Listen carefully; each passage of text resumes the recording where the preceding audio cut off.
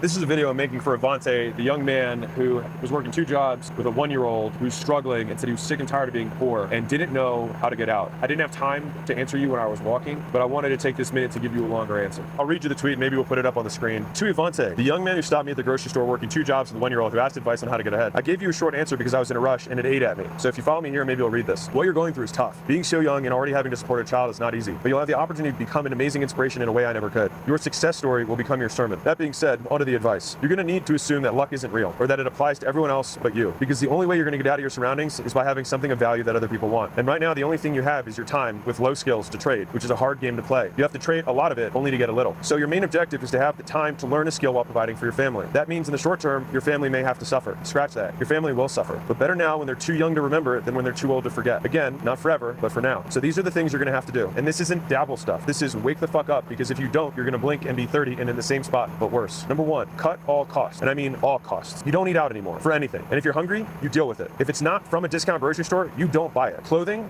ha. What you've got is everything you need for the next 2 years, period. No exceptions. Reuse, trade, or go to Goodwill. You go to work, you go home, and home is ideally with your family. And when I say family, your folks. And if you don't have folks, you've got room or a couch or a basement that you can stay at. The worst case is with another family also trying to make it and save. So it's 6 of you, 8 of you, 10 of you in one spot, all splitting it, all of you contributing. And it's going to be as cheap as you possibly can. Number 2, increase your income. You're working 2 jobs. Your free time, I want you to spend applying to other jobs closer to what you want to do. He said he didn't like either of the things that he was doing at that time. So any at-home phone sales job has starter roles that require 0 experience to pay $40,000 a year or more. Do that and work your other job in between. If you can't, drive Uber. If you don't have a car, save up until you do. Number 3, the easiest thing to sell is someone else's stuff. So start there. Then learn how to buy stuff for cheap and then flip it. The bigger the thing, the more you make. You go from flipping cards to furniture to home, and the limit never really stops from there on. Final note, I could hear the stress in your voice when you were talking to me about your situation. It sounded like you didn't know what to do. Sadness comes from a lack of options. It's a feeling of hopelessness. But whenever you feel that, I want you to think this is ignorance, not sadness. It means I don't know enough, and that I can control. You asked me to come work for free, but I have no need for low-skilled labor. But I do have a need for high-skilled beasts. It's why I make the books and the courses and the content everywhere for free. So use those. Then get yourself a high-paying job, and every day apply for higher-paying ones. I recommend sales to start. Then once you get in there, for the love of God, work until your fingers bleed because you have no other option. You have no luck. Nothing is going to work out for you. You're not going to catch a break. You're going to have to make it happen. You're going to have to force it. You've got to become undeniable. And the best news is that you can do that in less than a year. So that's my advice. Number 1, cut all your costs, everything. Number 2, work more to make more and apply to better jobs and then learn to sell. 3, start selling more expensive stuff and then eventually sell your own. The game is just trading up over and over and over again. You're just a few trades away from a very different financial situation. So Avante, I wanted to add on top of that, you're in a tough spot, and I think some of the words I probably just said to you might hopefully hit home somewhere. But one of the hard things that you got going on right now is like when I saw you, you were wearing relatively nice clothes. And I wasn't gonna like bash you on it when I saw you, but I want to take the opportunity to say like, you know better. You know what I mean? Like, you know that like if you're struggling with money, that's the last thing that you should spend money on, right? And I think one of the difficulties, especially when you're younger, is you've got your friends, you got your family, and especially if they're all poor, then they have terrible views around money. They might not approve of all the stuff you're learning on the internet and trying to try these new things out. And the real is like, you're gonna fail a lot. And they're gonna say, see, told you so. And the tough part is they're gonna be right most of the time. Except it's one of those things where it's 99% right, but 100% wrong. Is that anybody who bets against you for this thing being the thing is usually gonna be right. It's just like a parent who says, you're gonna break up with this person, you're gonna break up with this person, you're gonna break up with this person. But they're right with every single person you ever date, except for the person you marry. And then they're 100% wrong. And if you have the perspective of listening to that, it can be incredibly disheartening. And so number 1 is I want you to go on a different information diet. So you need to be able to ignore all the stuff that they're giving you, because like the best way to stay poor is to listen to poor people about how to get rich. You're already taking great steps by like watching content, doing this stuff. Just keep doing more of that. And I'm sure your girl, whoever you have your baby with, that's your world. Like anybody who's not trying to build Avante 2.0 with you doesn't deserve your time, because like right now you have a wallet of money and you got a wallet of minutes, and like every single person you're choosing to pay minutes to or pay dollars to has to earn their keep. And earning their keep in this season of your life is them helping you get to where you want to go. Now, I don't know what you're making in your job. I'm just going to assume the extreme scenario of you're making minimum wage at both jobs and you're working 80 hours doing that. I get it, and I respect the hustle, which is why I'm making this video. You need to get more for your time. And right now, the extra time on top of that 80 is you sleeping and probably spending time with your kid. And what I'm going to say, people in your surroundings will say like, that guy's extreme, or that guy, he's not balanced. And the answer is yes, I am extreme and I am unbalanced. For the season that you're in, I think you should be too. Because the thing is like, if you don't take action on this, 5 years is going to go by and nothing's going to change, because you're not going to get ahead. Like you need to get your head firmly above water, because you probably barely feel like you can keep your head above surface, right? That's where all that stress is coming from. And you don't know what to do. So to get the water lower, you've got to lower your time budget and your money budget. And I want to go really extreme with you. And I'm not telling you to do anything I didn't do, all right? I owned my car in cash, which I think was a $5,000 or $6,000 car. And I slept in a room with another dude in a house that had 6 other people in it, and we all split it. So I wasn't in a terrible neighborhood. I just paid $400 $500 a month in a nice neighborhood because I didn't have my own place. And so I had to split my kitchen. And I had to deal with the fact that 3 of them had dogs and was shit and piss everywhere all the time. It sucked. But you know what would have sucked more? Not being able to have the money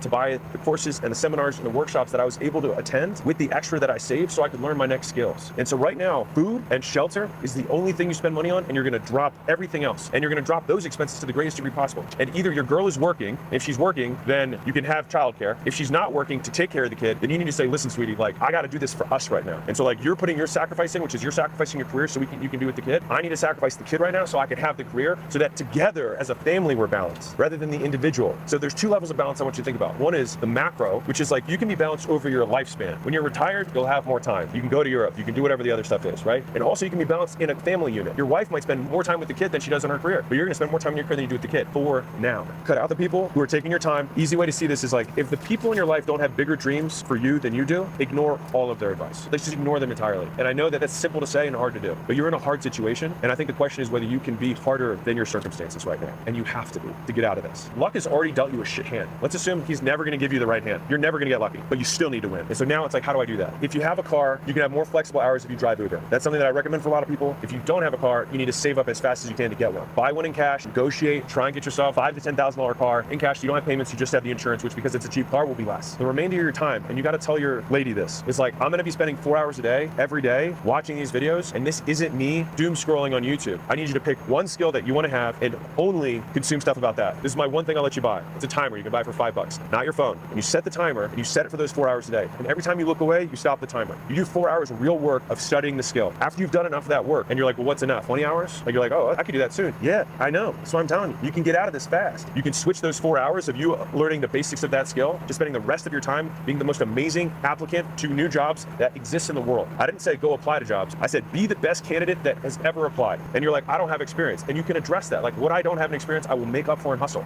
And you prove that by messaging multiple people at every company with a snippet personalized to each of them. You know what other people do? Like, they take a half step. They copy and paste the same thing to all 4 people. And you know what the 4 people do? Yeah, he copy and pasted the same message to me. Don't do that. Be personal. Look at the HR recruiter. Look at the head of talent. Look at director of whatever. And message each of them on LinkedIn. If you don't have a LinkedIn, go get one. It's free. And when you submit your resume, put a personalized cover letter on it after reading from the website what that business is about. When you read the job description, good job descriptions say what they want the person to do. And say like, I will be able to help do this thing because of these things, right? And especially a lower level role, your resume is not going to matter as much. Don't let anybody around you say that or fool you into that. What will matter, especially for low level roles, is hustle. So every employer wants to see is somebody who's going to go out of their way to go above and beyond. And so you demonstrate that you're going to go above and beyond. And guess what's going to happen? You're going to do this for 5 different places. You're going to write a custom thing. It's going to take you 4 hours to do the research, write the custom thing, message 20 people because it's going to be 4 people at all 5 places. You know what's going to happen?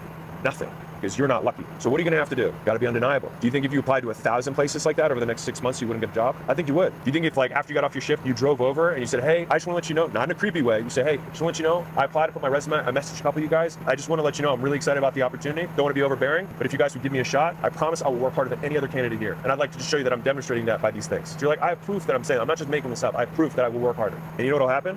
One of them will say, I'll give you a shot. And then when they give you that shot, shove it in everyone's face how hard you work. Not by what you say, but by what you do. Be silent and just kill. Look at what the top guy does and do twice as much as that guy does. Be Kobe for whatever the job is. If you don't know the whole story about Kobe, he did 3 practices a day while everyone else did 1 or 2 because he wanted to get ahead. And in the beginning, he was worse than them. And then he got as good as them. And then he became better than them. And he kept doing 3 practices a day until eventually no one could catch up. Because if they were doing 3 practices a day, they would just keep up with his rate of progress. But he got ahead. And so the guy who's number 1 at whatever that business is probably works better than you and he works longer than you. And so you can't just match it to get ahead because he'll always be ahead. You got to match his current effort and then do your I'm going to get ahead of you effort. Like when he clocks out is when your work clocks in. That's when Avante 2.0 clocks in. And the thing is, it's like if you can adopt this, like if you can really internalize this, you're going to crush. You're going to win. You can make luck not a factor. When I had Jacob, my 19-year-old, my son, I'm kidding. When I was talking to him, I think he was 16 actually. Or 15 or 16 when I started talking about this. Imagine he's even less reason to get a job than you, all right? Less experience. I gave him 3 words and he said he still remembers them to this day. I said, volume negates luck. If you need to put it on the back of your phone as a reminder to yourself. Because in the beginning, the volume you're gonna do is the timer of you watching the videos and taking the notes and